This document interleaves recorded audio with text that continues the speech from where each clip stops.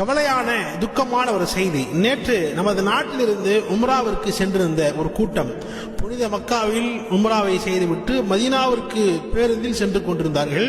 அந்த நேரத்தில் அந்த பேருந்து வேறு ஒரு வாகனத்தின் மீது மோதி விபத்துக்குள்ளாகியது. அதில் தொடர்படியாக வரக்கூடிய செய்திகளில் 45 முஸ்லிம்கள் வஃபாத் ஆகிவிட்டார்கள், ஷஹீத் ஆகிவிட்டார்கள் என்ற செய்திகள் எல்லாம் நாம் கேட்டுக்கொண்டிருக்கிறோம்.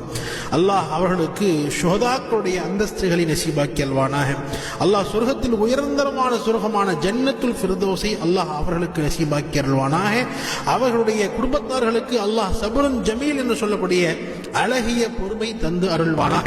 அது போன்ற விபத்துகளை விட்டும் அல்லாஹ் நம் அனைவரையும் பாதுகாத்து அருள்வானாக. நினைத்திருக்கிறவர்களே, மவுத் சம்பந்தமான ஒரு 3 விஷயங்களை நாம் தெளிவாக விளங்கிக் கொள்ள வேண்டும். முதலாவது, குர்ஆனுடைய வசனத்தை ஓதி காட்டுகிறேன், அதை கவனத்தில் வைத்துக் கொள்ளுங்கள். குல்லு நஃப்ஸின் ذائقத்துல் மவுத். சூரத்துல் அன்கபூத் அல்லாஹ் தெளிவாக சொல்லி காட்டுவான், குல்லு நஃப்ஸின் ذائقத்துல் மவுத்.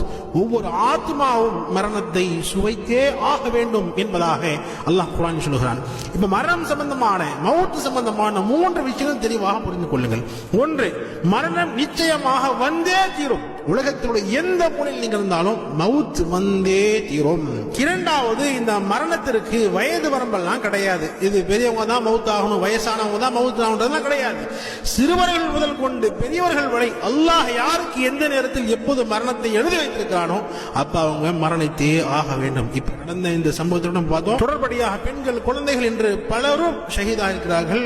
அல்லாஹ் அவர்களுக்கு அழகிய பொறுமையை தருவானாக. வஃபாத்தான ஷஹீதானவர்களுக்கு அல்லாஹ் ஜல்ல ஷானஹு தஆலா சொர்க்கத்தில் உயர்தரமான அந்தஸ்தை தருவானாக. மூன்றாவதாக, இந்த மவுத் வரும் பொழுது இடம் பார்த்துலாம் மவுத் வராது. நம்ம எந்த இடத்துல பிறந்தோமோ அங்கதான் நம்ம மரணிக்கின்றதெல்லாம் கிடையாது. அல்லாஹ் எந்த இடத்தில் நாடி இருக்கிறானோ அந்த இடத்துல மவுத் ஆகும். இப்ப நாடிய இடத்தில் நாம் யோசிக்கக்கூடிய இடத்தில் மரணம் வரும் என்பதாக சொன்னால் நிச்சயமாக அது அப்பாற்பட்ட விஷயமா இருக்கிறது. அல்லாஹ் எங்கே நாடு இருக்கிறானோ அங்கதான் நம்மளுக்கு மவுத் வரும்.